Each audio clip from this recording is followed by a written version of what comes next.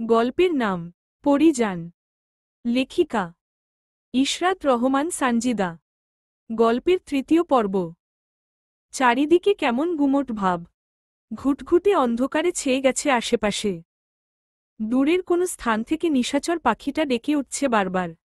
এমতাবস্থায় একটুও ভয় পাচ্ছে না পরী।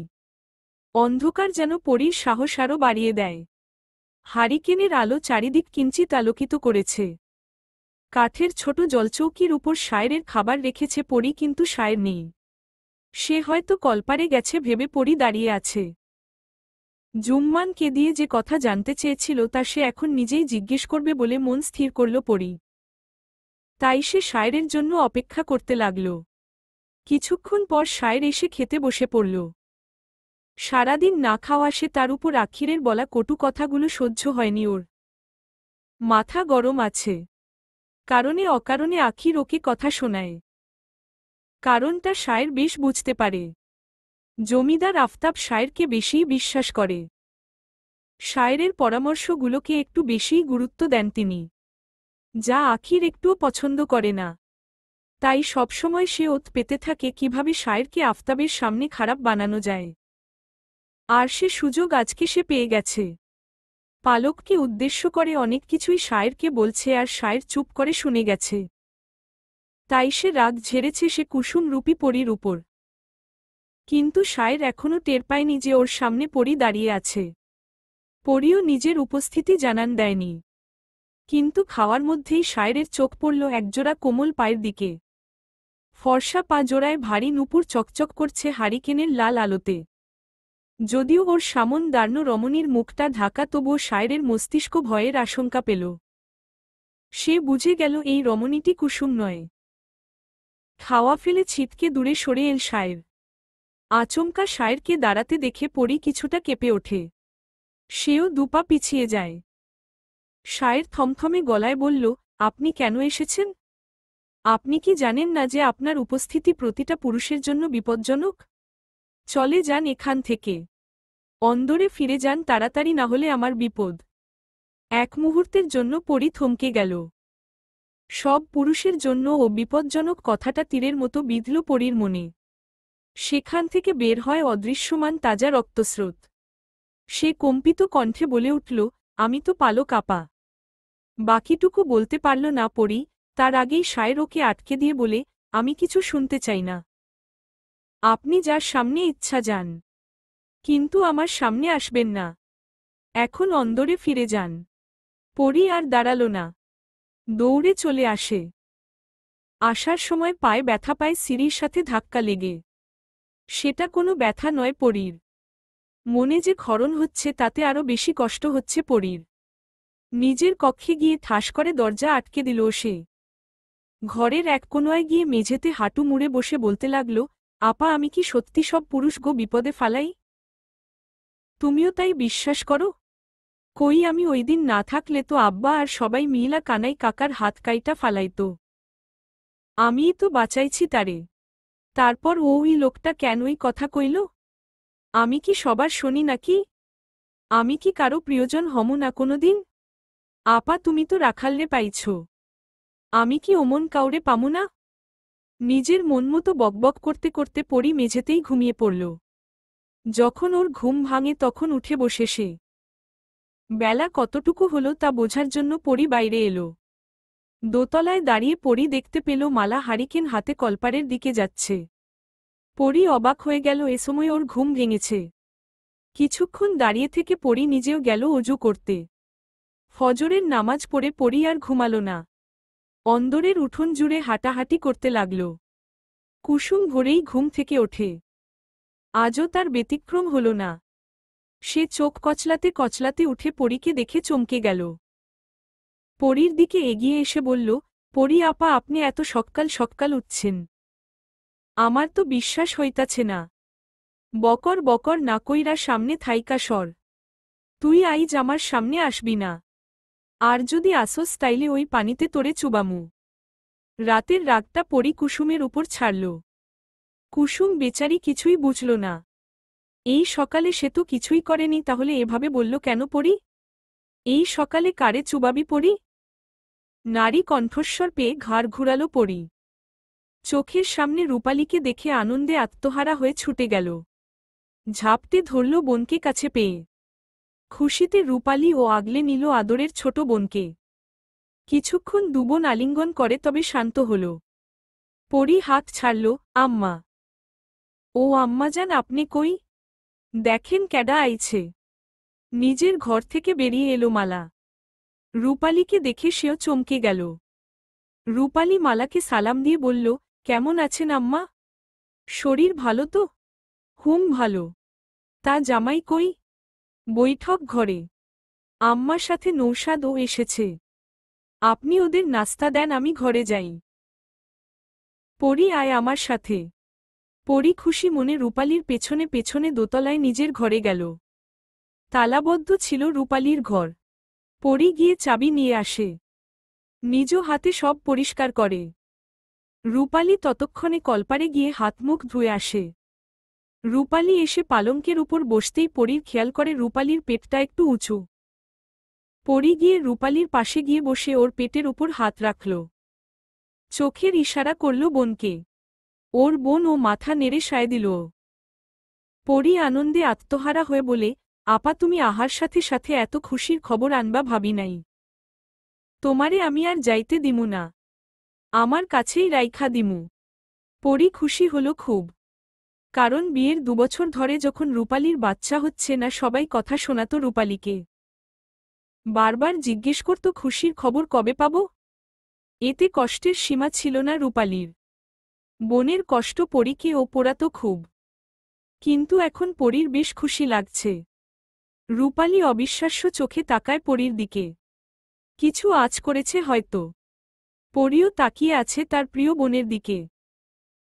রূপালী পরীর কাঁধে হাত রেখে বলে, এভাবে কথা বলছিস কেন তুই? কেমনে কথা কই মানে? আগে তো এই ভাষাতে কথা বলতি না, এখন হঠাৎ করে হলো কি তোর? তুই না মাধ্যমিক পরীক্ষা দিয়েছিস? তাহলে এভাবে কথা বলছিস কেন? কি হয়েছে তোর? পরী সহজ স্বীকারোক্তি দিল, কিছু হয় নাই আপা। তুমি খালি খালি চিন্তা করতাছ। রূপালী কপট রাগ দেখিয়ে বলে, আবার ওভাবে কথা বলিস। পরী তুই বুঝতে পারছিস না কেন, আমরা বড় ঘরের মেয়ে। আমাদের শৌখিন হতে হবে। কাজকর্ম, ভাষা, চলাফেরা সবার থেকে আলাদা হতে হবে। সামান্য হেসে পরী বলে, বড় ঘরে বিয়া হইছে তোমার। এই কথা কি শ্বশুরবাড়ির মানুষ শিখাইছে তোমারে? একটা কথা মনে রাইখো আপা, কবর কিন্তু ধনী গরিব আর ভাষা দেখে না। আর আমি আগের থাইকা বদলাইয়া গেছি। বদলালে হবে না পরী। তুই আগের মতো হ। তীক্ষ্ণ চাহনিতে রূপালীর দিকে তাকালো পরী। অদ্ভুত হাসি ফুটে উঠল। ফিসফিস করে বলল, তুমি কি চাও আগের পরীকে? রূপালী থমকে গেল পরীর চোখের দিকে তাকিয়ে। আমতা আমতা করে বলল, শুধু ভাষা ঠিক কর তাতেই হবে। তোর মনে নেই বড় আপার কথা?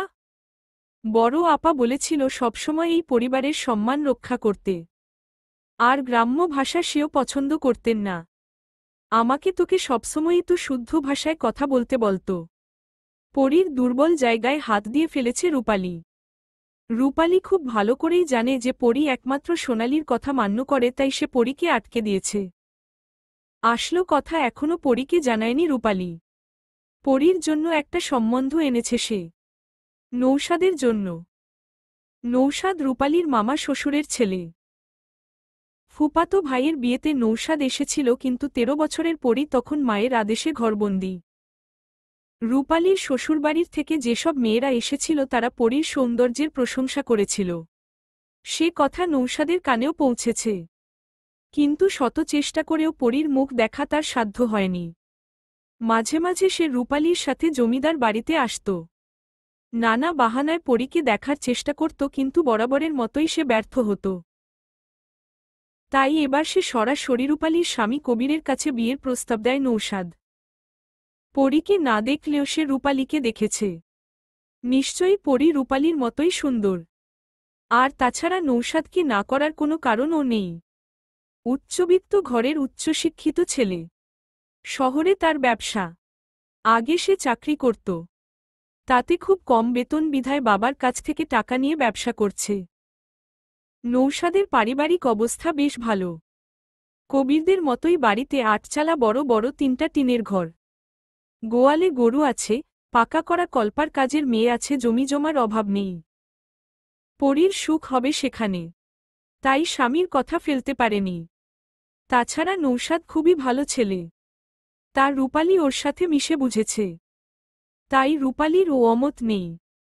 এই বিষয়ে মালার সাথে কথা বলবে রূপালী, কবির কথা বলবে আফতাবের সাথে। পরী চুপ করে আছে দেখে রূপালী হালকা ধাক্কা দিল পরীকে। কি রে, চুপ করে আছিস কেন? কথা বল। নড়ে উঠল পরী। একে তো পালকের জন্য খারাপ লাগছে, তার উপর সায়ের রাতে তাকে অপমান করেছে, আর রূপালী এখন ওর মন খারাপ করে দিয়েছে। হালকা কেশে পরী বলল, ঠিক আছে, আমি এখন থেকে তোমার কথা শুনব, ভালোভাবে কথা বলবো। কথাটা বলে পরী একদণ্ড বসল না, দ্রুত পা ফেলে কক্ষের বাইরে চলে এলো। রূপালী ডাকল অনেকবার, পরী শুনল না, কিন্তু বাইরে গিয়ে পরীর রাগটা আরও বেড়ে গেল। জুম্মান দাঁত বের করে হাসতে হাসতে এসে বলে, আপা, সায়ের ভাইয়ের কাজ খাইকা ডাক্তার। পরবর্তী বাক্য মুখ থেকে বের করতে পারল না জুম্মান। পরী কষিয়ে চড় মেরে দিল জুম্মানের গালে। গালে হাত দিতে ভ্যাবলার মতো ড্যাব ড্যাব করে তাকিয়ে রইল সে। পরী ভারী গলায় বলে, তোর কাছে শুনতে চেয়েছি আমি? এরপর কোনো ফালতু লোকের কথা আমাকে বলতে আসবি না। কথাটা বলেই পরী চলে গেল। জুম্মান থাপ্পড়ের শোকের উপর আছে। কালকেই তো পরী জুম্মানকে বলল খবর আনতে, আর এখন কি হল? এক রাতে এত পরিবর্তন, ভাষারও পরিবর্তন হয়েছে। জুম্মান ভাবল হয়তো কোনো দুষ্ট জিন ভর করেছে। ভয় পেয়ে সে দৌড়ে গেল রূপালীর কাছে। পরী অন্দরের উঠোনে আসতেই দেখল কুসুম বৈঠক ঘর থেকে অন্দরে ঢুকছে। পরীর কুসুমকে দেখেও রাগ হল, তেড়ে গেল কুসুমের দিকে, তবে মালাকে আসতে দেখে পদচরণ থামিয়ে দিল। পরীকে উপেক্ষা করে কুসুম মালাকে উদ্দেশ্য করে বলল, বড় মা হুনছেন নি, সুখান পাগলারে গফুর চাচা পানিতে চুবানি দিছে ইচ্ছামতো। বলেই কুসুম খিলখিল করে হাসতে লাগল। পরী ধমক দিয়ে বলে, এতে হাসার কি আছে? একটা পাগলকে চুবালো আর তুই হাসছিস? তোকে চুবানি দিল, বুঝবি কেমন লাগে। কুসুমের হাসি মিলিয়ে গেল। সকালেও পরী এই কথাটাই বলেছে। চুবাবে না তো কি করবে কন আপা? গফুর চাচার মাইয়া আমেনা আছে না, ওরে তো সুখান পাগলা পানিতে টাইনা নিয়া মারতে বইছিল। হের লাইগা তো চাচায় ওরে চুবাইছে। মালা শুধু একটা বাক্য ব্যবহার করল, কুসুম কথা না কইয়া রান্না ঘরে আয়। কুসুম পরীর দিকে তাকাল। পরী রাগী চোখে তাকিয়ে আছে। কুসুম দৌড়ে চলে গেল। অতঃপর পরীও নিজের ঘরে চলে গেল। দুপুরে গোসল ছেড়ে সবেমাত্র বের হয়েছে পরী। এর মধ্যেই চেঁচামেচি শুনতে পেয়ে নিচে নামে। কুসুম জোরে জোরে ডাকছে মালাকে। পরী দোতলায় দাঁড়িয়ে থেকেই বলল, আম্মা, নামাজ পড়ে এত চিল্লাস কেন? আপা, শহরের ডাক্তারবাবু আছে না? উইয়ে নাইম ডাক্তার, হেও আইছে, তার কিসব দরকারি জিনিস রাইখা গেছে। অখনি চইলা যাইতে চায়, কি করমু? নাইমের কথা শুনে চমকালো পরী, তবে কুসুমের সামনে তা প্রকাশ করল না। এখন চলে যাবে কেন? তুই বল, দুপুরে খেয়ে যেতে। না বললে শুনবি না, আমার কথা বলবি। কুসুম মাথা নেড়ে চলে গেল। মাথা মুছে পরী জোহরের নামাজ আদায় করে নিল। তারপর চুপচাপ নিজের ঘরে বসে রইল। নৌশাদ আর কবিরকে বৈঠক ঘরের একটা কক্ষে থাকতে দেওয়া হয়েছে। এ বাড়ির জামাইয়ের ও অন্দরে ঢোকা নিষেধ। তাছাড়া বিশালাকা বৈঠক ঘরে অনেকগুলো ঘর আছে, যত মেহমান আসুক সমস্যা হয় না। নিজের কক্ষের বারান্দায় চৌকি পেতে বসে আছে নৌশাদ। কবির ঘুমাচ্ছে। ওদের বাড়ি দূরে বিধায় ভোর রাতে রওনা হয়েছে ওরা, তাই সকালেই এসে পৌঁছেছে। নাইমকে দেখে নৌশাদ চিনল না। পরে দুজনে কথাবার্তা বলে পরিচিত হয়ে নিয়েছে। কথা বলার সময় কুসুম এসে ওদের খেতে ডাকল। হাত মুখ ধুয়ে সবাই খেতে বসল। আফতাব, আখির আর সায়েরও বসেছে। মালা, কুসুম আর জেসমিন খাবার বেড়ে দিচ্ছেন। খাওয়ার মাঝে কবিরই প্রথম কথা তুলল পরীর বিষয়ে। আফতাবকে উদ্দেশ্য করে বলল, আব্বা, আমার একটা কথা আছে। কি কথা? নৌশাদ খুবই ভালো ছেলে, শহরে বড় ব্যবসা করে। তাই আমি একখান প্রস্তাব আনছি, যদি পরীর সাথে ওর বিয়ে দেন তো পরী ভালো থাকবে। উক্তিটি শেষ হতে না হতেই বিষম খেল নাইম। জোরে জোরে কাশতে লাগল সে। শায়ের ওর পাশেই বসেছিল, তাই দ্রুত পানির গ্লাস এগিয়ে দিল। কর্মজীবী নৌশাদ পরিশ্রম দিয়ে গড়ে তুলেছে নিজের সাম্রাজ্য, যেখানে রানীর মতো থাকবে পরী। রাজকন্যাকে তো রানী হিসেবেই মানায়, তাই পরীর স্থান কোনো উঁচু পরিবারে হওয়া উচিত। নৌশাদ সেই উঁচু পরিবারের ছেলে। এসব অনেক কথাই বলছে কবির। হাতে পানির গ্লাস নিয়ে নাইম তা নীরবে শুনে যাচ্ছে। নিজের প্রিয় বন্ধুর অনন্ত শয্যাতে মনক্ষুণ্ণ তার। এখন আবার পরীর বিয়ে। এসব মেনে নিতে খারাপ লাগছে নাইমের। ও চলে যেতেই নিচ্ছিল, কিন্তু কুসুম পরীর কথা বলাতে রয়ে গেল। কেন জানি পরীর কথাটা ফেলতে মন চাইল না নাইমের। কিন্তু এখন ভাতের সাথে এসব কথাও যে তার হজম করতে হবে তা ভাবেনি। ওদিকে শায়েরের কোনো হেলদোল নেই, প্রগ্রাসে গিলছে সে। জমিদারের পারিবারিক সিদ্ধান্তে শায়ের কখনো কথা বলেনি, আজও তাই চুপ করে আছে। কবিরের কথা শেষ হতে না হতেই আখির বলে উঠল, দেখো এখন এসব নিয়ে আমাদের ভাবার সময় নেই। বন্যায় তো সব তলিয়ে গেছে, তার উপর আমাদের বাড়িতে আসা একজন ডাক্তার মারা গেছে। এজন্য আমাদের কারো মন ভালো নেই। আর নৌশাদ তো আমাদেরই ছেলে, ধীরে সুস্থে সব করলেই ভালো হয়। আফতাব তাতে সায় দিয়ে বলে, আর তাছাড়া বন্যার জন্য আমার কাজের অনেক ক্ষতি হয়েছে। আমরা আগে সব ঠিকঠাক করি, তারপর না হয় আগানো যাবে। আপনাদের যত সময় যত লাগুক সমস্যা নেই, কিন্তু কথা দিন পরীকে আপনারা নৌশাদের হাতে তুলে দেবেন। কবিরের কথায় আখি নিজেই কথা দিল যে সে পরীর বিয়ে নৌশাদের সাথেই দিবে। নাইম আর বসে থাকতে পারল না, খাবার আর তার গলা দিয়ে নামবে না। সে উঠে চলে গেল কলপাড়ের দিকে। হাত ধুয়ে খানিকক্ষণ দাঁড়িয়ে রইল সেখানেই। সে ভাবতে লাগল, সত্যিই তো পরীর স্থান কোনো উঁচু পরিবারে হওয়া উচিত, কোনো অংশে কম না পড়ি। বড় ঘরের মেয়ে সে, আর আছে জ্যোৎস্নার মতো কোমল রূপ। নৌশাদের মতো বড়লোক ছেলেকেই পরীর পাশে মানায়। নাইম কলপার থেকে বের হয়ে নৌকাঘাটে গেল। সেখানে গিয়ে দেখা হলো রূপালীর সাথে।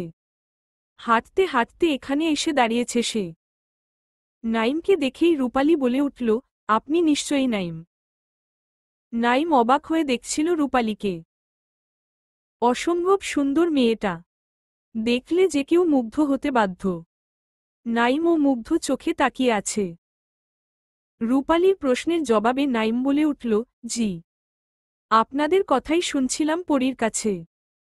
আপনাদের সাথে আসা একজন মারা গেছে শুনে খুব খারাপ লেগছে, তবে সবার কথাই পরী আমাকে বলেছে। মুচকি হাসল রূপালী। নাইম এখনও অদ্ভুত চোখে দেখছে রূপালীকে। তবে পরী ওর কথা বলেছে শুনে ভালো লাগল নাইমের। আমি তো পরিচয় দেইনি। আমি রূপালী পরীর মেজ বোন। আজকে সকালেই এসেছি। এখন নাইম চিন্তামুক্ত হল। পরীর বোন রূপালী এজন্যই এত সুন্দর। পরী নিশ্চয়ই রূপালীর মতোই সুন্দর। নাইম বলল, ওহ, আমি আপনাকে তো দেখিনি তাই চিনতে পারিনি। কিন্তু আপনি অন্দর থেকে বাইরে এসেছেন কেন? বুঝলাম না আপনার কথা। আমি যতদূর জানি অন্দর থেকে মেয়েরা খুব কম বের হয়। আর আপনার বোন পরী তো বেরই হয় না। আপনি বের হয়েছেন তাই বললাম আর কি। আপনি তো ঘরের খবর সব জেনে গেছেন দেখছি। অন্দর থেকে মহিলাদের বের হওয়া সম্পূর্ণ নিষেধ না। জমিদার বাড়ির আশেপাশে যেতে পারবে, কিন্তু পরীর কথা আলাদা। ওর তো কোনো পুরুষকে মুখ দেখানো বারণ। এটা আম্মার কথা, আব্বা এসবে নেই। মাথা নেড়ে নাইম বলে, ওহ, আপনি নাকি আজই চলে যাবেন? থেকে গেলে ভালো হতো। না, আসলে পালকের বাবা মা অনেক দুর্বল হয়ে গেছে। মেয়েকে হারিয়ে পাগল প্রায়। আমরা সেখানেই আছি। এখন সেখানেই যেতে হবে। যদি কখনো সময় হয় তো এসে দেখা করে যাব। মালা জেসমিনকে বলে নাইম আর অপেক্ষা করল না। নিজ গন্তব্যের উদ্দেশ্যে রওনা হয়ে গেল। বিকেলের দিকে রূপালী পরীকে ডেকে এনে মাথায় তেল দিয়ে দিচ্ছে। পরী চুপ করে উদাসীন হয়ে বসে আছে। কেন জানি মনটা ভালো নেই তার। কারো সাথে কথা বলতে ভালো লাগছে না। সে একমনে তাকিয়ে আছে বৈঠক ঘরের দরজার দিকে। ইচ্ছে করছে এক ছুটে বের হয়ে যেতে, কিন্তু মাঝে ওর পা দুটো আটকে দিয়েছে। এরকম বন্দি জীবন ওর ভালো লাগে না। মুক্ত পাখিদের মতো উড়তে চায় পরী। তা বোধহয় কখনোই সম্ভব নয়। তোর কি মন খারাপ? হুম। কি হয়েছে? জানি না, বোধহয় মনের অসুখ করেছে। এই অসুখ ভালো না, ডাক্তার দেখাইতে হইবে। কুসুম আসতে আসতে বলে উঠল, খুবই সুন্দর ডাক্তার গো আপা। আমি দেখছি পরী আপার লগে মানাইব অনেক। পরী বুঝল না কুসুমের কথা। তাই সে বলে, কি বলস এসব তুই? আল্লাহ, আপনি জানেন না? মেজো আপার দেওরের লগে আপনার বিয়া ঠিক। আহা কি সুন্দর পোলাডা, আপনের লগে অনেক মানাইব। পরী চট করে দাঁড়িয়ে গেল। রূপালীর দিকে প্রশ্নাত্মক দৃষ্টিতে তাকাতেই সে বলল, আরে নৌশাদ, ছেলেটা খুব ভালো। তোর দুলাভাই। পরীর হুঙ্কারে থেমে গেল রূপালী। দুলাভাইকে বলো আর না আগাতে, না হলে আমাকে তো চেনই। বয়স দেখে আমি কারো সাথে না কথা বলি না গায়ে হাত তুলি, সেটা ভালো করে জানো। পরী, তোর সাহস তো কম না।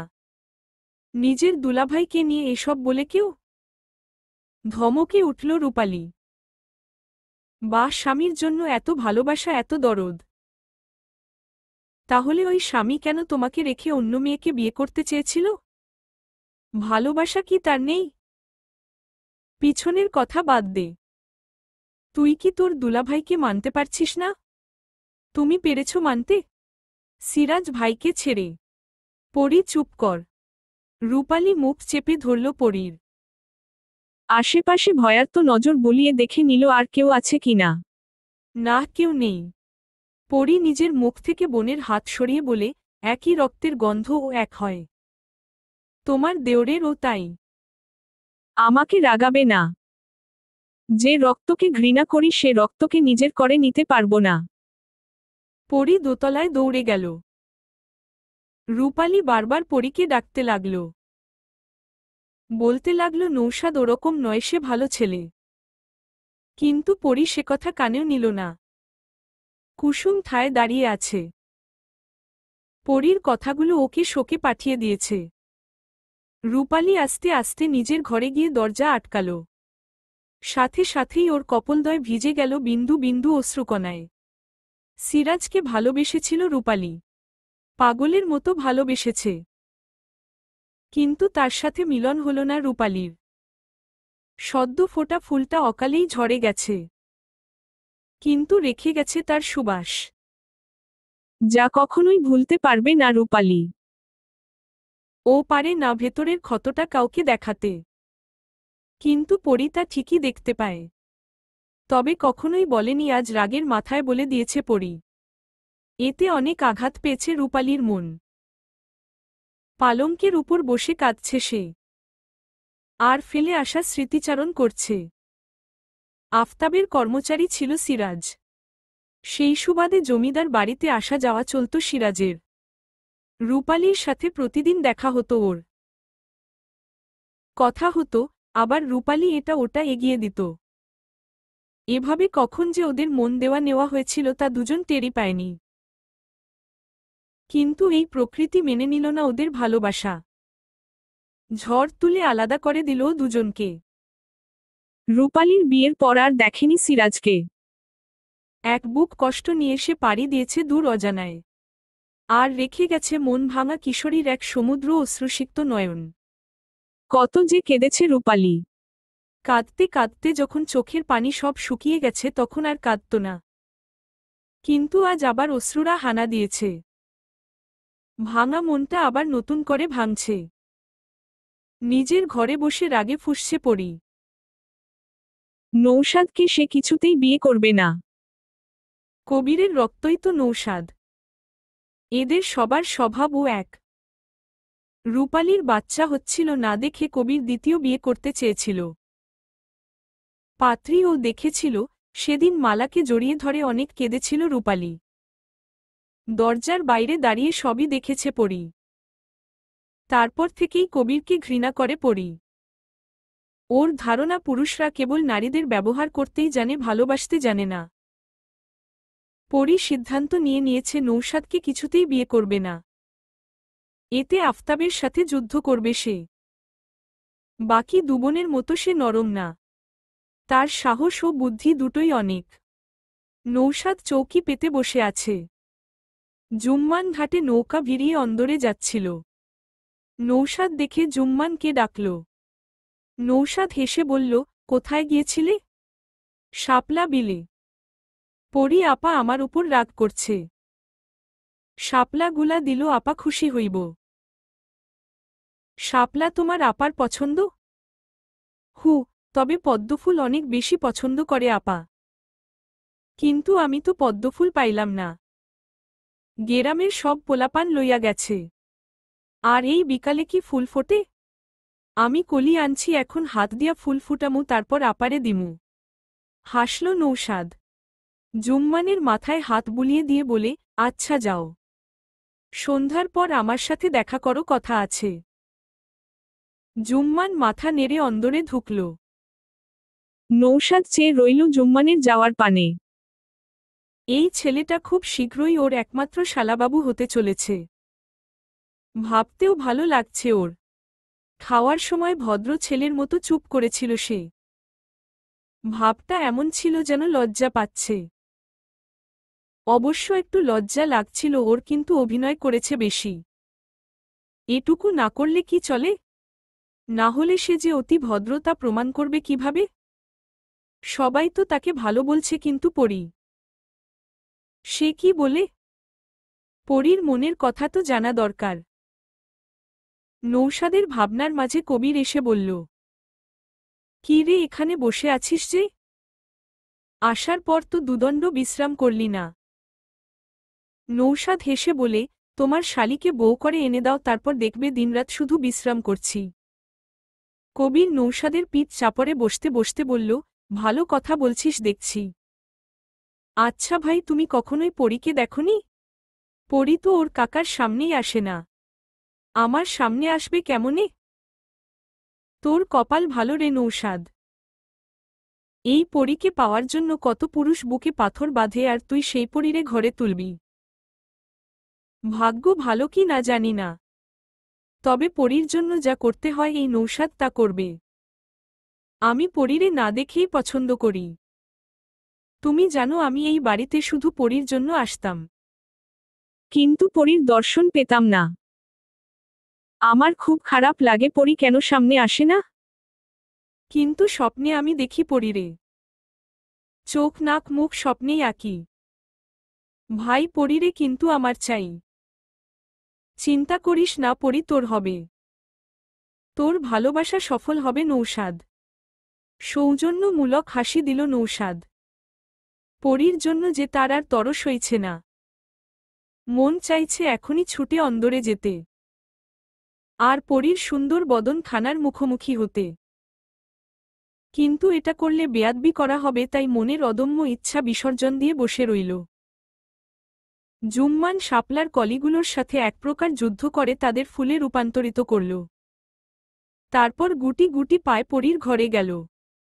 নীল রঙের ফিতা দিয়ে চুল বাঁধছে পরী।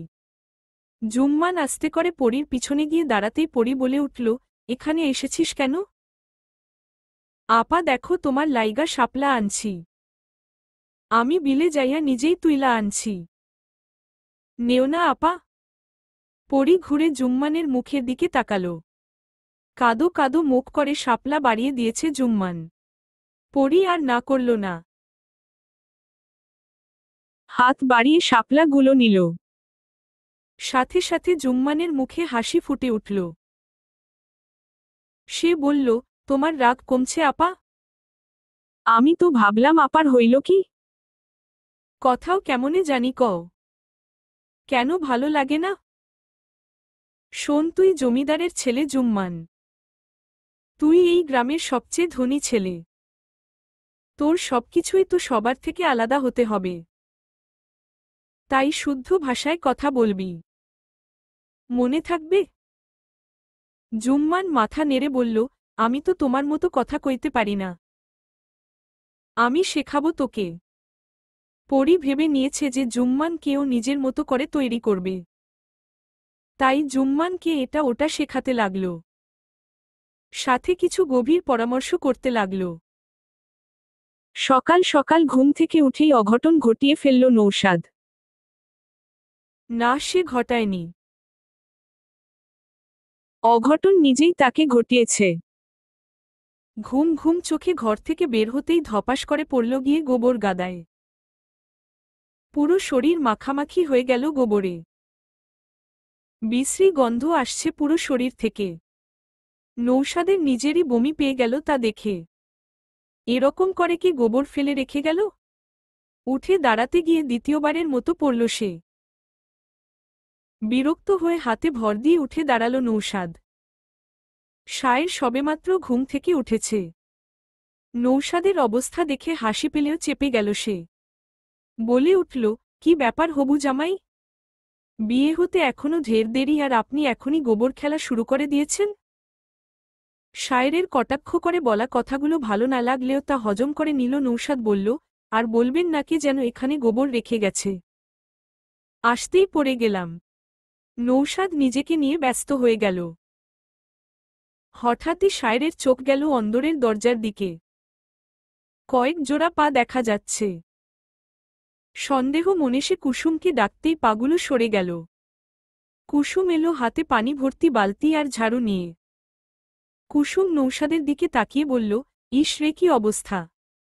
কেমনে হইল? জবাবটা শায়ের এগিয়ে এসে দিল, এখানে গোবর রেখেছে কে? আমি রাখছি। উঠান লেপতে কইছে বড় মায়ে। কিন্তু হেও না দেইখা হাঁটলে আমি কি করমু? কুসুম পানির বালতি সমেত নৌশাদের দিকে এগিয়ে গিয়ে বলল, আহারে, কি গন্ধ আসতাছে!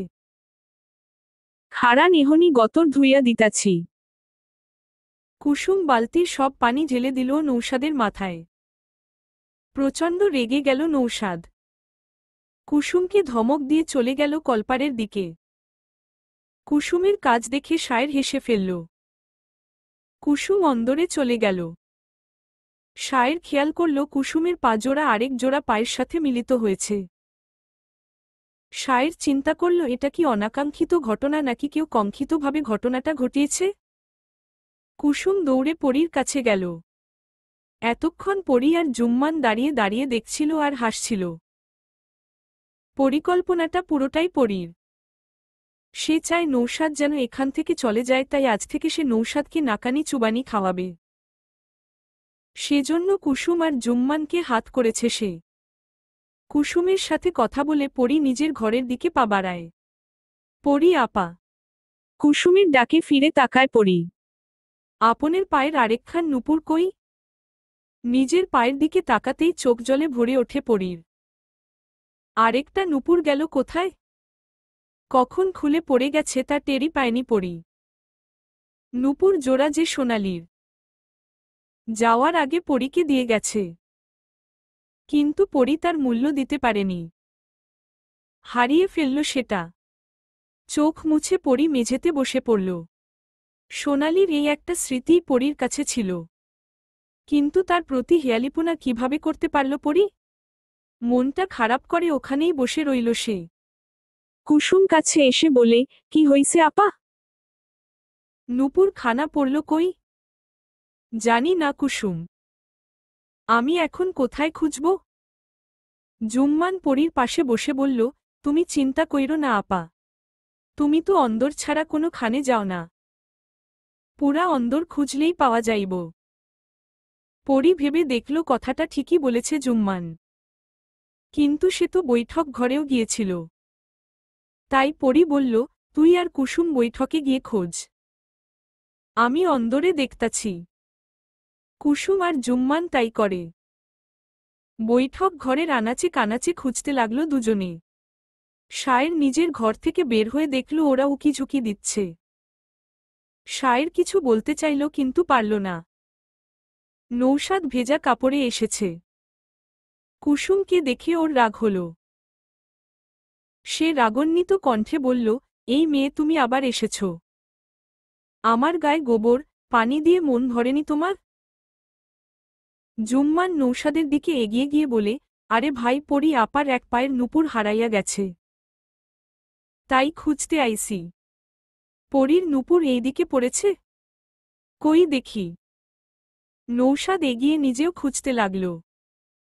কুসুম জুম্মানকে চোখ মেরে বলল, পরী আপার কত শখের নুপুরটা, যে পাইয়া দিব তারে পরী আপা মনে হয় পুরস্কার দিব।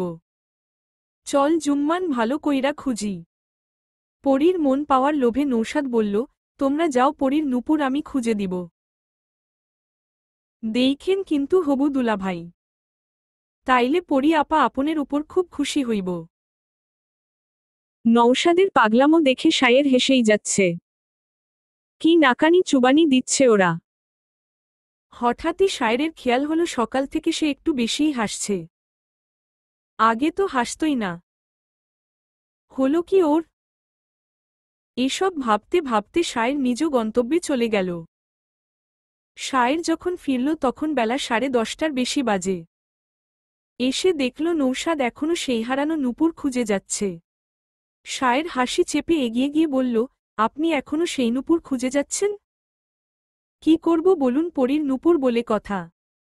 আচ্ছা, আপনি কি ছোট কন্যাকে কখনো এখানে আসতে দেখেছেন? না তো। তাহলে তার নুপুর এখানে আসবে কিভাবে? বোকা বনে গেল নৌশাদ। তাই তো। পরী তো কখনোই বৈঠক ঘরে আসে না, তাহলে নুপুর আসবে কোথা থেকে? তাহলে কি ওই কুসুমকে বোকা বানালো? রাগে গজ গজ করতে করতে নৌশাদ নিজের ঘরে চলে গেল। শায়ের মুচকি হেসে নিজের ঘরে চলে গেল। হতাশ হয়ে নিজের ঘরে বসে আছে পরী। খালি পায়ের দিকে তাকিয়ে আছে। সারা অন্দর খুঁজেও নুপুরটা পাওয়া গেল না।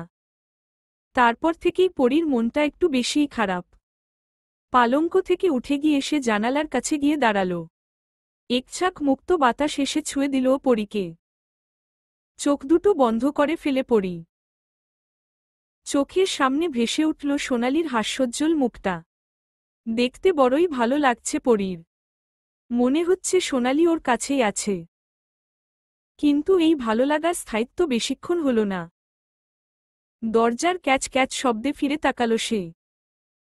রূপালি এসেছে। সে পরীর কাছে এসে দাঁড়াল। শান্ত গলায় বলল, রাগ করে আছিস আমার উপর? পরী মুখ ঘুরিয়ে নিয়ে বলল, না। পরী, আমি সিরাজকে ভালোবেসেছি, আর বড় আপা রাখালকে। বড় আপার ভাগ্যে তার ভালোবাসা থাকলেও আমার ভাগ্যে নেই। কষ্ট হলেও আমি মানিয়ে নিচ্ছি পরী। তুই কেন পারবি না? তুই তো কাউকে ভালোবাসিস না। তোর তো কোনো কষ্ট হবে না পরী। আমার মতো তো অতীতের স্মৃতি নিয়ে তোকে বাঁচতে হবে না। ভালোবাসার মানুষকে যেমন ভোলা যায় না, তেমনি ঘৃণা করা মানুষকে ভালোবাসা যায় না। এভাবে বলিস না পরী। নৌশাদকে আমি চিনি। ও খুবই ভালো ছেলে। নিজের স্বামীকে এতদিনে চিনতে পারলে না, আর তুমি চিনবে তোমার দেওরকে? হাসালে আপা তুমি। কথার জালে বারবার রূপালীকে পেঁচিয়ে ফেলছে পরী। আর কিছুই বলার নেই রূপালীর। যা করার এখন নৌশাদকেই করতে হবে। পরীকে বোঝাতে হবে যে নৌশাদ খুবই ভালো ছেলে। রূপালী আস্তে করে পরীর ঘর থেকে বের হয়ে এলো। পরী আবার জানালার ধারে গিয়ে আকাশ পানে তাকাল। আজ আকাশে মেঘ নেই, ঝকঝকে রোদ উঠেছে। অথচ পরীর মনে রোদ নেই। মেঘে ঢাকা পড়েছে তার মনের সূর্যটা। পরী গোমরা মুখে আকাশটাকে দেখে চলছে। মালা মুখ কালো করে বসে আছে। পাশেই রূপালী বসে। মালা সায় দিচ্ছে না পরীর বিয়েতে। সে তো নৌশাদকে ভালোভাবে চেনে না। আর তাছাড়া নৌশাদের পরিবার কেমন তাও জানে না। সোনালি তো চলেই গিয়েছে। রূপালী অনেক কষ্টে নিজের সুখ খুঁজে পেয়েছে। কিন্তু পরীর ব্যাপারে মালা খুব সচেতন, তাই মালার মনের ভেতর নাড়া দিচ্ছে ভয়ে। রূপালী বারবার মালাকে বুঝিয়েও মানাতে পারছে না। জুম্মান ঘাটে গেল পানি কতটুকু কমেছে তা দেখার জন্য। লাঠিটা উঠিয়ে সে দেখল অনেক পানি কমে গেছে।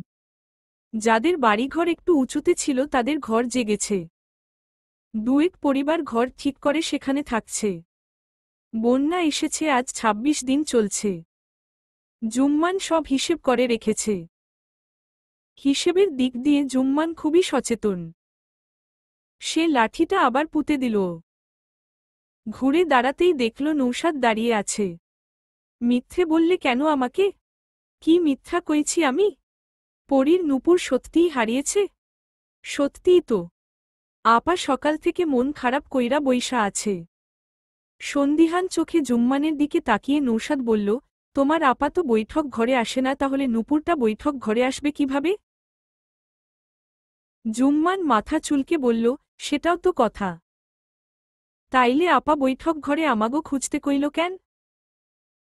নৌসাদ বুঝল যে ছোট্ট জুম্মান কিছুই জানে না। ওই কুসুম মেয়েটাই কিছু করেছে।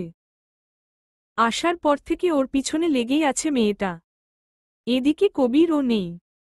দুই শ্বশুরের সাথে কোথায় যেন গিয়েছে। জুম্মান ছোট নৌকায় উঠতে উঠতে বলল, যাই আবার কতগুলো শাপলা নিয়ে আসি। দেখি আপার মন ভালো করতে পারি নাকি। নৌসাদ শুনেই বলে উঠল, এই আমি যাব। বলতে বলতে এক প্রকার লাফিয়ে নৌকায় চড়ে বসে নৌসাদ। দুজনে মিলে শাপলা বিলে আসল। বিলে গিয়ে দেখল ছেলেমেয়েরা গোসলে নেমেছে। পানি অনেক কমে গিয়েছে বিধায় ওদের যেন সুবিধা হয়েছে। একপাশে বিন্দুর ভেলা দেখা গেল। সেও শাপলা তুলতে এসেছে। জুম্মানকে দেখে সে ভেলা নিয়ে এগিয়ে এলো। আরে জুম্মান যে, তা কি মনে কইরা? আর ই বেডা ক্যাডা? মেজো আপার দেওর গো। হের লগে আমাগো পরি আপার বিয়া হইব। বিন্দু পা থেকে মাথা পর্যন্ত অবলোকন করল নৌসাদের। দেখতে ছেলেটা ভারী সুন্দর। শার্ট প্যান্ট পরায় আরও সুন্দর লাগছে। এই গ্রামে খুব কম যুবকরা শার্ট প্যান্ট পরে থাকে। টাকার অভাবে অনেকে কিনতে পারে না। লুঙ্গি আর গেঞ্জি পরেই থাকে সারাদিন। সম্পানও লুঙ্গি পরে। বিন্দু ভাবল, সম্পান যদি এইরকম শার্ট প্যান্ট পরত কতই না সুন্দর লাগত ওকে। নৌসাদের মতো একজোড়া জুতো পরলে একেবারে সাহেবদের মতো লাগবে ভেবে মনে মনে হাসল বিন্দু। কি গোবিন্দু দিদি কইলা না আপার জামাই কেমন? রাজপুত্তুর রে জুম্মান। পরীর চান কপাল। যেমন সুন্দর পরী তেমন সুন্দর জামাই। পরীর লগে তো কথা কইতে হইব। সই আমার বিয়া করব। তুমি পরীকে দেখেছ? কেমন দেখতে? হঠাৎই নৌসাদ প্রশ্ন করে বসে। বিন্দু মৃদু হাসে নৌসাদের আগ্রহ দেখে। এত গরজ কেন গো বাবু? তরস হয় না বুঝি? চান্দের লাহান মুখখান দেহার লাইগা তৈয়ার হইয়া যান। জ্ঞান হারাইতে পারেন। তয় এইডা কইতে পারি আপনি ঠকবেন না। খিলখিল করে হেসে উঠল বিন্দু। তারপর নিজের কাজে মন দিল। বিন্দুর কথা ও হাসির তোর নৌসাদের দোকান ভরে বাজে। সত্যিই এত অপরূপা পরী? জুম্মান হালকা ঝুঁকে শাপলা তুলতে গেল। কিন্তু নৌসাদ তাতে বাধা দিল। পরীর জন্য সে নিজেই শাপলা তুলবে। তাই সে ঝুঁকে কয়েকটা শাপলা তুলল। আর একটু দূরে একটা পদ্ম দেখা যাচ্ছে। খুশিমনে নৌসাদ পদ্মতে হাত দিল। পদ্মের বোটা একটু শক্ত বিধায় কসরত করতে হচ্ছে। এমন সময় জুম্মান হাতের বাঁশটা দিয়ে নৌকাটা হালকা ধাক্কা দিয়ে সরিয়ে দিল। ভারসাম্য রাখতে না পেরে নৌসাদ ধপাস করে পানিতে পড়ে গেল। আশেপাশের সবাই তা দেখে হেসে উঠল। জুম্মান নিজেও হাসতে লাগল। বিন্দু হাসি থামিয়ে বলল, কি গো বাবু, পরীর প্রেমে পড়ার আগেই জলে পড়লা। বিন্দুর হাসি আরও বাড়ল। এবার আর রাগ করল না নৌশাদ। সে নিজেও হাসল, বলল, তোমাদের পরীর প্রেমী আমাকে পানিতে এনে ফেলেছে। কি করব বলো? তুমি খুব রসিক গো বাবু। পরীর ভাগ্য ভালা। বিন্দুর প্রশংসায় নিজের প্রতি গর্ব হচ্ছে নৌশাদের। সে সাবধানের সহিত পানি থেকে নৌকাতে উঠে আসে। তারপর ফিরে আসে জমিদার বাড়িতে। উঠোনের এক কোণে বাঁশের বেঞ্চি পাতা। শায়ের আর কবির সেখানে বসে কথা বলছে। নৌশাদকে ভেজা গায়ে আসতে দেখে কবির বলে উঠল, তুই এভাবে ভিজলি কিভাবে? শাপলা তুলতে গিয়ে পানিতে পড়ে গেছি। ইস, শেষমেশ পচা পানিতে পড়লি। যা যা কলপারে, আমি তোর জামাকাপড় দিচ্ছি। কবির উঠে চলে গেল। জুম্মান শাপলাগুলো দূরের ফেলে দিয়ে এলো। শায়ের অবাক হয়ে বলে, ফেললে কেন? তো কি কর্ম, ওই বেডার ফুল আপারে দিমু? আপা তো আমারে মাইরা ফালাইব। আমার ভালো লাগে না হ্যারে। তাহলে কাকে ভালো লাগে? আপনেরে। বলেই হাসল জুম্মান। শায়ের বেশ অবাক হয়ে বলে, আমার থেকেও তো তোমার নৌশাদ ভাই বেশি সুন্দর। তাও তারে আমার ভালো লাগে না। হের চেহারায় কোনো মায়া নাই। কিন্তু আপনের আছে। আপনি অনেক ভালো মানুষ। আপনের কথাও ভালো লাগে। তাজ্জব বনে গেছে শায়ের। মাথা ঠিক আছে তো জুম্মানের? কোথায় নৌশাদ আর কোথায় সে? আকাশ পাতাল তফাতে। তার সাথে তো নৌশাদের তুলনা হয়ই না। জুম্মান চলে যেতে নিচ্ছিল, কিন্তু আবার শায়েরের সামনে এসে বলে, একখান কথা কই সুন্দর ভাই। পরি আপার লগে আপনেরে কিন্তু খুব মানাইব। কথা শেষ করে জুম্মান আর দাঁড়াল না। দৌড়ে অন্দরের ভেতর চলে গেল। শায়ের স্তব্ধ হয়ে বসে রইল। পরে ভাবল, ছোট্ট ছেলে, মনে যা এসেছে তাই বলেছে। বুঝলে এ কথা বলতো না। কোথায় রাজকুমারী আর কোথায় সামান্য মালি। ঘুটঘুটে অন্ধকার। রাত্রি অনেকটা বোঝাই যাচ্ছে। মধ্যরাতের বেশি তো হবেই। জমিদার বাড়ির চাকররা পর্যন্ত ঘুমিয়ে পড়েছে। অন্দরের দরজা খুলে বৈঠকে প্রবেশ করে কেউ। তার হাতে হারিকেন। মুখটা সপ্তবর্ণে ঢেকে কিছু একটা খোঁজার আপ্রাণ চেষ্টা করছে। কিন্তু পাচ্ছে না, তবুও সে হাল ছাড়ছে না। তখনই একটা ভারী পুরুষালী কণ্ঠস্বর ভেসে আসে, আপনি আবার বৈঠকে এসেছেন। হারিকেনের জ্বলন্ত অগ্নিশিখা কাঁপছে। এমনি এমনি নয়, মৃদু বাতাস বইছে, যার ফলে অগ্নিশিখা দুলে চলছে। শায়েরের দিকে পিঠ ফিরিয়ে দাঁড়িয়ে আছে পরি। এখন তো শায়ের আবার ওকে অপমান করবে বৈঠকে আসার জন্য। যার জন্য এত রাতে এলো তাতেও কাজ হল না। সেই শায়েরের মুখোমুখি হয়েই গেল। রাগে পরি তাই ফিরেও তাকাল না। সে চুপচাপ ফিরে যাওয়ার জন্য পা বাড়াল। দাঁড়ান। পা দুটো আপনা আপনিই থেমে যায় পরীর। ঘোমটাটা আরো বড় করে টেনে ঘুরে দাঁড়াল। শায়ের পরীর দিকে এগিয়ে এসে বলে, এত রাতে আপনি এখানে কেন এসেছেন? সেই কৈফিয়ত কি আমি আপনাকে দেব? হাসল শায়ের, তবে শব্দ হল না। জানতে চেয়েছি, কৈফিয়ত চাইনি।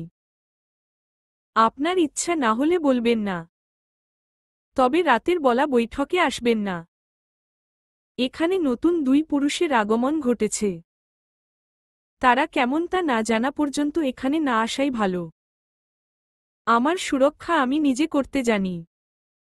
পুরুষের শক্তির সামনে নারীর শক্তি যে নগণ্য। ছোট কন্যা। ছোট কন্যা নামটি শুনে পরি অবাক চোখে তাকায় শায়েরের দিকে। এটা কেমন নাম? শায়ের কমপক্ষে ৭-৮ বছরের বড় পরীর থেকে। সেক্ষেত্রে সে পরীকে নাম ধরে ডাকতেই পারে। কিন্তু তা শায়ের কখনোই করে না। আপাতত এসব না ভেবে পরি শায়েরের কথার জবাব দিল, পরীক্ষা করতে চান তো পারেন। এই লাঠিয়াল পরীর সাথে পারেন কি না? আমি মেয়েদের সাথে লড়াই করি না। মেয়েরা ফুলের মতো। তাদের শুধু ভালোবাসার জন্য সৃষ্টি করা হয়েছে। লড়াই করার জন্য নয়। থমকালো পরী। হারিকেনের আলোয় ভালো করে তাকালো শায়েরের পানে। ছেলেটার চোখে সুরমা সবসময়ই থাকে। এতে ভীষণ মায়াবী লাগে শায়েরকে। মুখ দিয়ে যেমন সুন্দর কথা বের হয় তেমনি চোখ দিয়ে ও মায়া ছড়ায়। পরী কেমন যেন ঘোরের মধ্যে পড়ে গেল। মাথা ঘুরে উঠল তার। আর কিছুক্ষণ থাকলে হয়তো সে জ্ঞান হারাবে। তবুও পরী শায়েরের এই কথাটার ও জবাব দিল, ভালো কথা জানেন আপনি। তা বিয়ে করে নিলেই পারেন। দিন-রাত বউকে সুন্দর সুন্দর কথা শোনাবেন। ওষ্ঠাধরে সূক্ষ্ম হাসির রেশ দেখা দিল শায়েরের। সে শান্ত গলায় বলল, বউ তো আছেই, শুধু 3 কবুল পড়ে ঘরে তোলা বাকি। কিন্তু এই গরিবের যে ঘর নেই। আছে মন, আর মন দেখে তো আর কেউ আমার কাছে আসবে না। রাগ থাকলেও শায়েরের কথাগুলো মুগ্ধ করছে পরীকে। ওর কথাতে শুধু মায়া নয়, ভালোবাসাও জড়ানো। যা শুধু পরী নয়, যে বা যারা শুনেছে তারাই মুগ্ধ হয়েছে শায়েরের প্রতি। পরী এবার কোনো কথা বলে না। চুপ করে তাকিয়ে রইল। আপনি নূপুর খুঁজতে এসেছেন তাই না? কিন্তু আপনি তো এখানে আসেন না, তাহলে নূপুর পড়বে কেন? একটু ভেবে শায়ের আবার বলে উঠল, হবু বরের সাথে দেখা করতে এসেছেন নাকি? নৌসাদের কথা শুনে গায়ে জ্বালা ধরে গেল পরীর। রাগে গজ গজ করে বলল, বাজে কথা বলবেন না। আর ওটা কোথায় ঘুমিয়েছে, এখনই ওটাকে জ্যান্ত পুড়িয়ে মারব। বরকে মারলে আপনি যে বিধবা হবেন বিয়ের আগেই। তাছাড়া এখনই গোবরে ফেলে যে অবস্থা করেছেন, বেচারা খুব তাড়াতাড়ি মরবে বোধহয়। শায়ের জানল কিভাবে এসব পরীর কল্পনা। একটু ভয়ও পেল পরী। শায়ের যদি সবাইকে বলে দেয় তাহলে কি হবে? মালা তো পরীকে খুব মারবে। পরী নিজের ভয় লুকিয়ে বলে, ভুলে যাবেন না সামান্য এক কর্মচারী আপনি। জমিদার কন্যার দিকে আঙুল তোলার সাহস হল কিভাবে আপনার? শায়ের মাথা ঝুঁকে বলে, ক্ষমা করবেন ছোট কন্যা, আমার বড় ভুল হয়ে গেছে। কথাটা বলে পকেট থেকে একটা মলমের কৌটা বের করে এগিয়ে দিল সে। সকালে পরীর পা চিনতে খুব একটা অসুবিধা হয়নি তার। সেদিন রাতে পরীর হোঁচট খাওয়া ও চোখ এড়ায়নি। পরীর পা যে অনেকখানি ছড়ে গেছে, সেদিকে পরীর খেয়াল নেই। পায়ে ব্যথা অনুভব করলেও পরী তাতে পাত্তা দেয় না। তবে শায়ের তা ঠিকই দেখেছে। তার কাছে মলমের কৌটা ছিল, তাই সে সেটা পরীকে দিল। আপনার পায়ে আঘাত পেয়েছেন, এটা লাগিয়ে নিলে ঠিক হয়ে যাবে। পায়ের জ্বালা তো মিটানো যাবে, কিন্তু পরীর মনের জ্বালাকে মেটাবে? শায়ের যে ওকে অপমান করেছে তা আবারও মনে পড়ে গেল। ওর কারণেই তো সে ব্যথা পেয়েছে। ব্যথা দিয়ে আবার মলম দেওয়া হচ্ছে। রাগে হিতাহিত জ্ঞান হারিয়ে পরী চেপে ধরে শায়েরের হাত। এতে চমকে যায় শায়ের। হাতটা টেনে হারিকেনের কাচের গায়ে চেপে ধরে হাতের তালু। প্রচণ্ড গরম সে কাচ। আগুনের আঁচে যেন দ্বিতীয় অগ্নিশিখা। হাত পুড়ে যাচ্ছে শায়েরের। তবুও সে কিছু বলছে না। চোখ দুটো বন্ধ করে রেখেছে। পরী ছেড়ে দিল শায়েরের হাত। তারপর দাঁতে দাঁত চেপে বলল, মলমটা এখন আপনার কাজে লাগবে। দ্রুত পদে পরী এগিয়ে গেল অন্দরের দরজার দিকে। কিন্তু শায়েরের বলা বাক্যে সে থেমে গেল আবার। শায়ের বলছে, সামান্য কর্মচারীকে তো ছুঁয়ে দিলেন ছোট কন্যা। পরী পেছনে ফিরে না তাকিয়েই জবাব দিল, এটা মধুরতম ছোঁয়া নয়, শাস্তির ছোঁয়া। দরজার খুলে পরী চলে যেতেই শায়ের নিজের পোড়া হাতের দিকে তাকাল। ইতিমধ্যেই কালচে হয়ে গেছে হাতটা। এই হাতে এখন ওর কাজ করা মুশকিল হবে। এই মেয়েটা প্রচণ্ড জেদি আর রাগী। রাগ নাকের ডগায় সবসময়ই থাকে। জমিদারকে না জানি কত কিছু পোহাতে হয়। মাঝে মাঝে আফতাবের প্রতি মায়া হয় শায়েরের। এমন জল্লাদ মেয়ে সে আর দুটো দেখেনি। নৌসাদের কপালে যে আর কি কি আছে তা ভেবেই সে দীর্ঘশ্বাস ছাড়ল। হাতের তালুতে অপর হাত বুলাতে বুলাতে নিজের ঘরে চলে গেল। আজ ঘুম থেকে উঠে সাবধানের সহিত পা ফেলে নৌসাদ। চারিদিক সতর্কতার সাথে চক্ষু বিচরণ করল। না, কোথাও গোবর নেই। খুশিমনে সে কলপারে চলে গেল। তবে অসাবধানতার বশে পা পিছলে পড়ে গেল। ফলে বাম পা মচকে গেছে। ব্যথায় নীল হয়ে গেল ফর্সা চেহারা তার। ওঠার চেষ্টা করেও উঠতে পারল না। নৌসাদের পা মচকে গেছে শুনে অন্দরের সবাই এলো দেখতে। পরী আর আবেরজান এলো না। পরীর তো নিষেধাজ্ঞা আছে আর আবেরজানের শরীর ভালো না। কোথায় হবু জামাইয়ের সাথে জমিয়ে গল্প করবে, তাই তার মনটা ভীষণ খারাপ। এই শরীর নিয়ে সে পারে না বেশি হাঁটাচলা করতে। আর তার ঘরটাও দোতলায়। সিঁড়ি বেয়ে ওঠানামা কষ্টকর। তাই তিনি আসতে পারলেন না। নৌসাদ ব্যথায় কাতরাচ্ছে। কবির চিন্তিত হয়ে বসে আছে। কবির, তুমি বরং ওকে শহরের কোনো ডাক্তারের কাছে নিয়ে যাও, তাহলে তাড়াতাড়ি সুস্থ হয়ে যাবে। গ্রামে তো ভালো ডাক্তার নেই। আখিরের কথায় কবির ও সায় দিল। কারণ অবস্থা সুবিধার ঠেকেছে না কবিরের কাছে। নৌসাদ প্রথমে অমত পোষণ করলেও পরে রাজি হয়। কবির নৌসাদকে নিয়ে বের হয়ে গেল। রূপালী আর মালা ঘাটে গিয়ে ওদের নৌকায় তুলে দিল। মালা আগে আগে চলে গেলেও পেটের ভারে আস্তে আস্তে হাঁটছিল রূপালী। আচানক আখিরের সামনে পড়ল সে। আখির রূপালীকে ভালো করে দেখে বলে, আসার পর তো একবার দেখা করলি না? তা কি খবর তোর? ঘৃণায় চোখ সরিয়ে নিল রূপালী। এই মানুষটাকে সে মন প্রাণ দিয়ে ঘৃণা করে। শুধুই রূপালী নয়, সোনালি, মালা আর সবচেয়ে বেশি ঘৃণা করে পরী। রূপালী অন্যদিকে তাকিয়েই বলে, আপনাকে দেখে আমার রুচি নষ্ট করার ইচ্ছা ছিল না। কদিন পর বাচ্চার মা হবি আর এখনো এত তেজ কোথা থেকে আসে তোর? সম্পর্কে আমি তোর কাকা হই ভুলে গেছিস? আমি ভুলিনি কিছুই। কিন্তু আপনি ভুলে গেছিলেন আপনি আমাদের কাকা। তাই তো নিজের হিংস্র থাবা মেরেছিলেন সুযোগ বুঝে। সোনালি নরম ছিল আর আমিও কিছুটা দুর্বল ছিলাম। কিন্তু পরী ছিল না। তাই তো পরীর হাতেই আপনার পতন ঘটেছিল। আপনার অবস্থা দেখে আমার হাসি পায়। এখন শুধু আপনার ওই নোংরা চোখ দুটো উপড়ে ফেলা বাকি। তোর সাহস তো কম না আমাকে শাসাস। ভয় দেখাস আমাকে? সেদিনের পুচকে মেয়ে। জিভ টেনে ছিঁড়ে ফেলব তোর বাপ ও কিছু বলবে না। পরীর কলিজায় হাত দেব এত বড় কলিজা আপনার? ওই কলিজায় তলোয়ার চালাতে পরীর হাত কাঁপবে না। সাবধান, আপনাকে কিন্তু পরী ছেড়ে দিবে না। রূপালী আর কথা বাড়াল না, ধীর পায়ে চলে গেল। আখির ক্ষিপ্ত চোখে তাকিয়ে রইল রূপালীর দিকে।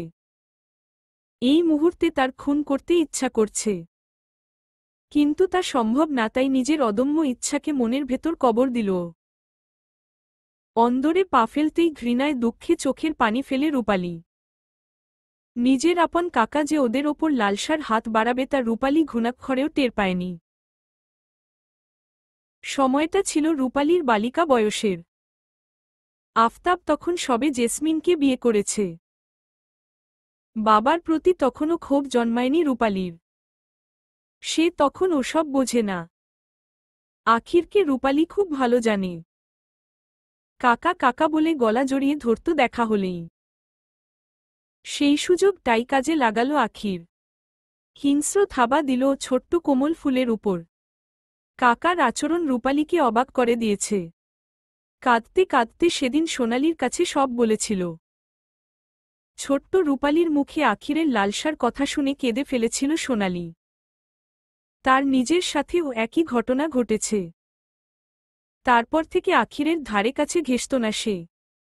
আর এখন রূপালীর দিকে হাত বাড়িয়েছে শয়তানটা। সোনালি সেদিন অনেকক্ষণ আরশিতে নিজের প্রতিবিম্ব দেখেছিল। কি আছে এই সৌন্দর্যে, যার কারণে আপন মানুষ পর্যন্ত ছাড় দেয় না? নিজের সুন্দর চেহারাকে একটা অভিশাপ মনে করে সে। তার সৌন্দর্যই পুরুষদের আকর্ষণ করে, তাকে কেউ ভালোবাসে না। কিন্তু কালো কেউ তো কেউ পছন্দ করে না। তাহলে কি কালো অভিশাপ? সোনালির মনে হচ্ছে মেয়ে হয়ে জন্ম নেওয়াই অপরাধ। কিন্তু আল্লাহ তো নারীদের স্থান সর্বোচ্চ করেছে, মায়ের পদতলে সন্তানের বেহেশত রেখেছে। তাহলে তো নারীর মূল্য অনেক, কারণ প্রতিটা নারী একদিন মা হবে। তবে দুনিয়ার পুরুষ কেন মেয়েদের লালসার শিকার বানায়? অনেক কেঁদেছিল সোনালি, বারবার প্রার্থনা করেছিল আল্লাহ যেন ওর রূপ ফিরিয়ে নেয়। দরকার নেই এই সৌন্দর্যের। কিন্তু যেদিন আখির পরীর দিকে নিজের থাবা দিল ও সেদিন ইয়োর কাল হয়ে দাঁড়াল। সেদিনের পর কয়েক বছর পার হয়ে যায়। পরী সবে 6 শেষ করে 7-এ পা দিয়েছে। সোনালি আর রূপালী সবসময়ই পরীকে আখিরের থেকে দূরে রাখত। ওরা চাইত পরী যেন এই ঘটনার সম্মুখীন না হয়। কিন্তু ভাগ্যবশত সেই একই ঘটনা পুনরাবৃত্তি করে আখির। পরী দৌড়ে গিয়ে খুশিমনে কাকার কোলে চড়ে বসে। পরীর সুন্দর কোমল দেহে লালসার হাত বিচরণ করতে বড়ই ভালো লাগল আখিরের, কিন্তু পরী কোনো প্রতিক্রিয়া দেখাল না। ছোট্ট পরী বুঝে গেল আখিরের উদ্দেশ্য, তবুও সে চুপ করেই রইল। পরীর হাত টেনে আখির নিষিদ্ধ স্থানে রাখতেই পরী মুখ খিচে ফেলে। রাগটা মাথায় চড়ে বসে। আখির দেখতে পায় না পরীর লাল আভা ছড়ানো মুখখানা। হাতে চাপ প্রয়োগ করে পরী। একধানে সামনের দিকে তাকিয়েই হাতের চাপ আস্তে আস্তে বৃদ্ধি করে সে। আখির ঘাবড়ে যায় পরীর কাজে। ঠেলে সরিয়ে দিতে চায় পরীকে, কিন্তু তার শক্তি সে হারিয়েছে। পরী এত জোরে তাকে ধরেছে যে আখির নিজের শরীরের ভর ছেড়ে দিল। এখন তার নিঃশ্বাস দিতে কষ্ট হচ্ছে, কিন্তু পরী তাকে ছাড়ছে না। সে পরীকে কিছু বলতেও পারছে না। প্রথম দিকে সে পরীকে চড়-থাপ্পড় মেরেছে, ধারালো নখ দাবিয়েও দিয়েছে, কিন্তু লাভ হয়নি। এই মুহূর্তে পরী হিংস্র হয়ে গেছে। তাকে থামানো কষ্টকর।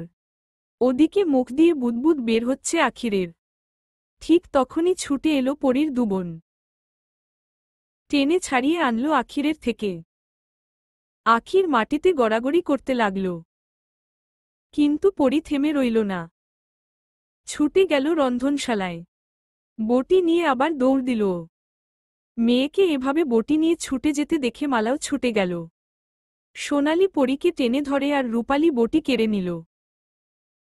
পরীকে এখন না থামালে খুন সে করেই দেব। পরীর চিৎকারে জুম্মানকে কোলে নিয়ে ছুটে এলো জেসমিন। উপস্থিত ঘটনা দেখে সেও ঘাবড়ে গেছে। কি হয়েছে জানতে চাইছে। পরী গলা ছেড়ে বলে, আমাকে ছেড়ে দাও আপা। জানোয়ারের বাচ্চাকে আমি আজ খুন করেই ছাড়ব।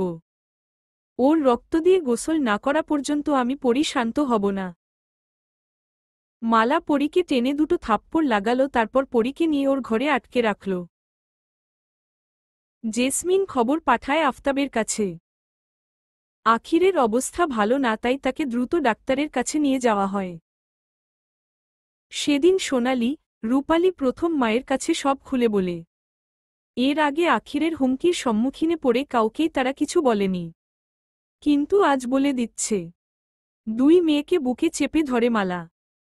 অশ্রুজলে ভাষায় বুক। সৌন্দর্য যে মালাকেও এই পরিস্থিতির সামনে দাঁড় করিয়েছিল। মা মেয়েরা যেন এক লালসার প্রাণী যে সবাই থাবা মারে। তবে সেদিনের পর নিজের পুরুষত্ব হারায় আখির। ডাক্তারের অনেক চেষ্টায় প্রাণ ফিরে পেলেও নিজের পুরুষত্ব ফিরে পায় না, যার কারণে আখির আজও পরীর উপর খ্যাপা। আর পরীর মাথায় চাপা প্রতিশোধের আগুন এখনও আছে। প্রাণ চায় সে আখিরের। কিন্তু ওই ঘটনার পর থেকে মালা পরীকে নিয়ে আরও সচেতন হয়। মালা বুঝে যায় পরী আখিরের থেকে প্রতিশোধ তুলবেই। প্রয়োজনে আফতাবের উপর আক্রমণ করতেও পিছপা হবে না। বাপ মেয়ের লড়াই থামাতে পরীকে ঘরবন্দি করে রাখে সে। কিন্তু সোনালি চলে যাওয়ার পর আফতাব নিজেই সবাইকে অন্দরে বন্দি করে দেয়। কিন্তু এত বছর পরও প্রতিশোধের আগুন একটুও কমেনি পরীর। আখির ও পরীর প্রতি জন্মানো ক্ষোভ যত্ন করে পুষছে। কখন যে চাচা ভাতিজির যুদ্ধ শুরু হয় তা এখন কেউই বুঝতে পারবে না, কারণ দুজনেই ঠান্ডা মাথার খিলাড়ি। দুপুরে খেতে বসে সায়ের পড়ল বিপদে। ডান হাতটাই পুড়িয়ে দিয়েছে পরি। এখন সে খাবে কিভাবে? সকালে দুটো রুটি খেয়েছিল বিধায় তেমন সমস্যা হয়নি, কিন্তু এখন তো ভাত মেখে খেতে হবে। সায়ের পারল না খেতে। মালা সায়েরকে চুপচাপ বসে থাকতে দেখে জিজ্ঞেস করল, কি হইল সায়ের? খাও না কেন? ইতস্তত করে সায়ের প্লেটে হাত রাখতেই মালার চোখ পড়ল ওর হাতে। মৃদু চিৎকার দিয়ে মালা বলে উঠল, ও মা, হাতের এই অবস্থা হইল কেমনে? এখন খাবা কেমনে? সায়ের মাথা নিচু করে বলে, হারিকেনের সাথে লেগে পড়ে গেছে। একটু দেইখা কাম করবা তো? আহারে কতখানি পুইরা গেছে। আহো আমি খাওয়াইয়া দেই। না বড়মা, আমি পারব। কথা কইও না। তুমি তো আমার ছেলের মতোই। আমার সোনালিও তো তোমার বয়সী আছিল। কোনো সমস্যা নাই, আমি খাওয়াইয়া দিতাছি। চলবে ইনশাআল্লাহ।